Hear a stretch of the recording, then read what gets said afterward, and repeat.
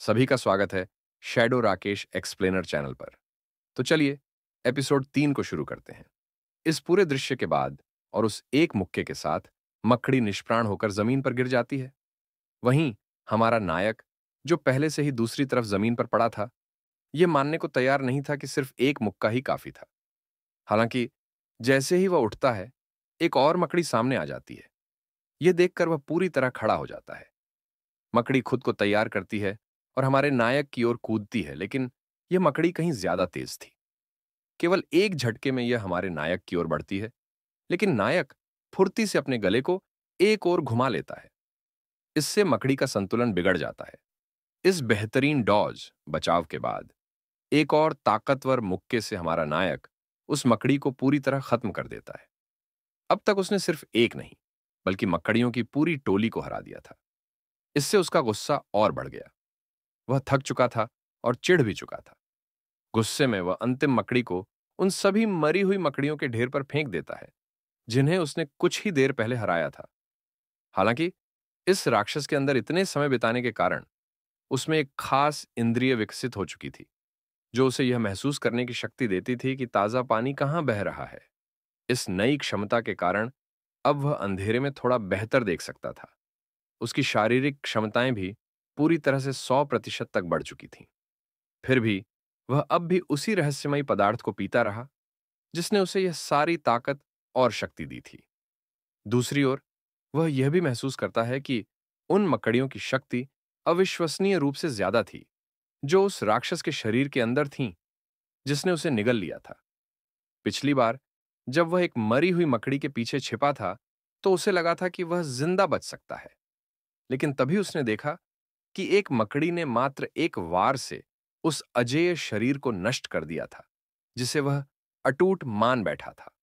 कुछ देर तक इन मकड़ियों से लड़ने के बाद उसे एहसास हुआ कि ये ऐसी राक्षसी प्रजातियां हैं जिन्हें आसानी से हराया नहीं जा सकता, न ही आग से और न ही किसी सामान्य मानव हथियार से। इंसान इन मकड़ियों से कभी नहीं जीत सकता, चाहे वे कितने भी सपने देख लें। फिर भी वह मात्र एक मुक्के से इन ताकतवर मकड़ियों में से एक को गिराने में सफल रहा। अब वह एक नई रणनीति के बारे में सोचने लगा। इस बार उसकी योजना इस विशाल राक्षस के अंदर से बाहर निकलने की थी। वह मुक्का मारने के लिए तैयार हुआ और जमीन पर जोरदार प्रहार किया, जिससे ऊपर रखी हुई एक मकड़ी नीचे गिर गई। हालांकि इस मुक्के के बाद उसे एहसास हुआ कि यह तरीका कारगर नहीं था। उसका वार अभी भी इतना ताकतवर नहीं था कि वह इस राक्षस के शरीर को अंदर से फाड़ सके। उसने सोचा था कि यह मुक्का एक छेद बना सकता है, लेकिन अंत में ऐसा कुछ नहीं हुआ। और तभी एक और मकड़ी वहां आ गई, लेकिन सिर्फ एक मुक्के में हमारे हीरो ने उसे ध्वस्त कर दिया। यह 93वीं मकड़ी थी, जिसे उसने कुछ देर पहले बनाए गए मकड़ियों के ढेर पर फेंका था। इस विशाल मकड़ियों के संग्रह को देखते हुए उसे एहसास हुआ कि अगर और ज्यादा इकट्ठा हो गईं, तो वे उसे निगल सकती थीं। लेकिन तभी उसे पीछे से एक अजीब आवाज सुनाई दी। जैसे ही उसने मुड़कर देखा, उसके सामने एक मगरमच्छ था। पर यह साधारण मगरमच्छ नहीं था और उसकी तरफ तेजी से दौड़ रहा था। हमारा हीरो तुरंत भागने लगा, लेकिन मगरमच्छ ने छलांग लगाई और अपने दांतों से एक राक्षसी मकड़ी को चीर डाला।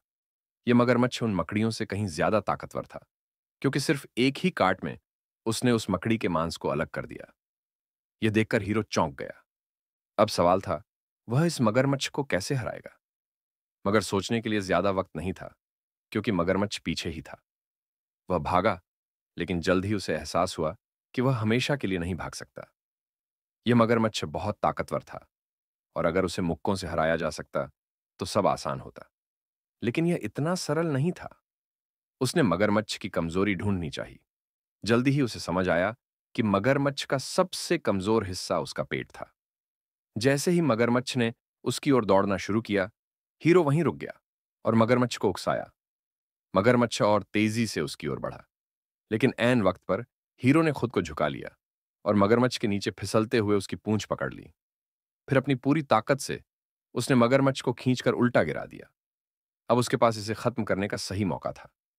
वह उछलकर मगरमच्छ के सामने आ गया और उसके पेट पर जोरदार मुक्का मारा। मगरमच्छ दर्द से तड़प उठा, लेकिन अभी मरा नहीं था।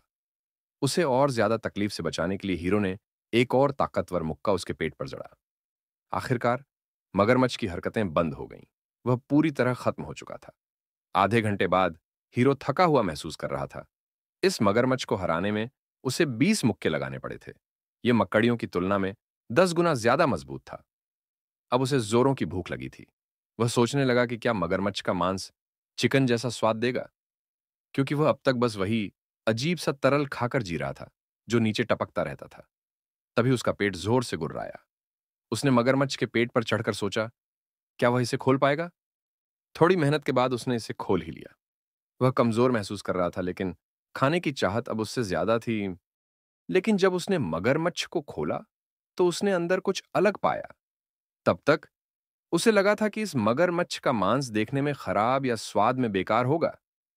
लेकिन जब उसने एक टुकड़ा हाथ में लिया, तो वह वास्तव में चिकन जैसा लग रहा था। इसे चिकन मान लेना बेहतर था, इसलिए उसने इसे अपने मुंह में डाल लिया। कुछ देर चबाने के बाद उसे एहसास हुआ कि इसका स्वाद उतना भी बुरा नहीं था, बल्कि यह तो काफी स्वादिष्ट था। यह थोड़ा साधारण जरूर था, लेकिन आखिरकार यह असली मांस था, न कि उस राक्षस के शरीर से टपकने वाला अजीब सा द्रव। लेकिन इस मांस के साथ क्या अच्छा लगेगा? हाँ, पुराना अच्छा सोया सॉस। हालांकि जब वह दुनिया के सबसे बेहतरीन स्वाद वाले इस मांस को खा रहा था, तो उसकी नजर नीचे कुछ अलग सी रोशनी पर पड़ी। उसने ध्यान से देखा और नीचे झुककर वहां हाथ डाला। वह किसी अनजानी चीज को पकड़ बैठा। उसने उसे अपनी हथेली पर रखा और रगड़ना शुरू किया। शायद यह मगरमच्छ का कोई आंतरिक अंग था। लेकिन अचानक वह चीज फट गई और उसका कुछ हिस्सा उसके मुंह में चला गया। स्वाद चखने पर उसे लगा कि यह मीठा था। उसने सोचा कि अगर इसे मगरमच्छ के मांस के साथ मिलाकर खाया जाए तो कैसा स्वाद आएगा। इसलिए उसने इसे मिलाया और खा लिया। खाने के बाद उसे इस मिश्रण का स्वाद शानदार लगा। यह खाने पर ऐसा महसूस हो रहा था जैसे कोई अमीर व्यक्ति किसी गरीब शरीर में रहकर स्वादिष्ट भोजन कर रहा हो। लेकिन खाना खत्म होते ही उसे अफसोस हुआ, क्योंकि वह मीठी चीज सिर्फ एक छोटी सी गेंद जैसी थी। फिर भी अगर उसे अगली बार कोई और मगरमच्छ मिला, तो उसे पता था कि उसे क्या करना है। लेकिन अब वह सोचने लगा कि अगर वह इस कोर को उस चिपचिपे तरल के साथ मिलाए, तो स्वाद कैसा होगा? इसका जवाब ढूंढने के लिए उसने उन मकड़ियों की ओर देखा जो पास में ही पड़ी थीं। वह एक मकड़ी के पास गया और उसके शरीर को चीरने लगा, जब तक कि वह उसके कोर तक न पहुंच गया। फिर से उसे वही चीज मिली जैसी मगरमच्छ में मिली थी। इस बार भी उसने इसे चखा और उसे एहसास हुआ कि यह पहले वाले से भी ज्यादा स्वादिष्ट था। अब उसने ऊपर देखा और पाया कि वहां कई मकड़ियां थीं। इसका मतलब था कि वह उन सभी मकड़ियों से कोर इकट्ठा कर सकता था और मगरमच्छ के मांस में मिला सकता था। कुछ दिनों तक वह मगरमच्छ के मांस से हड्डियां अलग करता रहा। उसने मगरमच्छ और मकड़ियों का धन्यवाद किया कि उन्होंने उसे इतना अच्छा भोजन दिया। कई दिनों तक वह मगरमच्छ के मांस का आनंद लेता रहा और कभी ऊब नहीं महसूस की। लेकिन अब उसे कुछ नया एहसास हुआ। हाजिम को एहसास होता है कि वह बहुत ताकतवर हो गया है और उसके शरीर में शक्ति भरपूर मात्रा में भरी हुई है।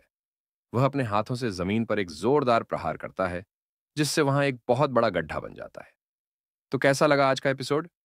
मिलते हैं अगले एपिसोड में।